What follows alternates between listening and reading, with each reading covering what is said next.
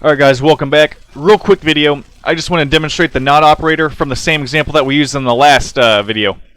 Okay, so we have two variables. Yeah, we have a string and an age. And the first character of the string must be equivalent to y, capital Y, and the age must be greater than or equal to 21.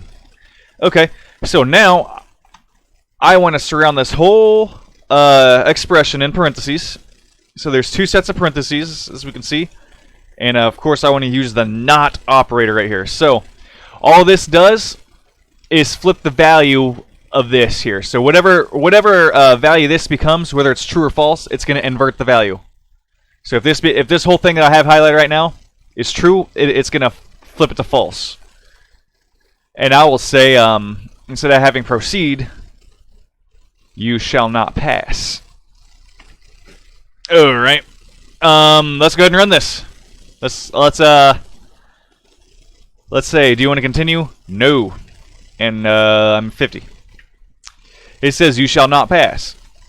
And let's take a closer look. So I entered no here, right, which will automatically make this whole thing false right here inside here, but not false, which is applied to this this entire set of parentheses.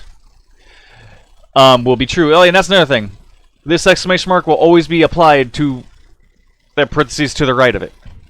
I can't put it here. I don't know if I made that clear or not, but it doesn't go there. It goes to the left side of the parentheses. It's whatever's in front of the exclamation mark is what the exclamation mark is going to apply to. Okay. That said, if we make this a true statement, let's say I want to continue. I'm 50.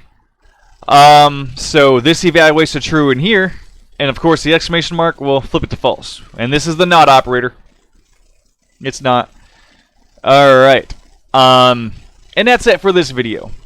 And now next I want to, we're still going to cover a little bit more on logical operators, but what if we want to have more than one conditional / logical operator?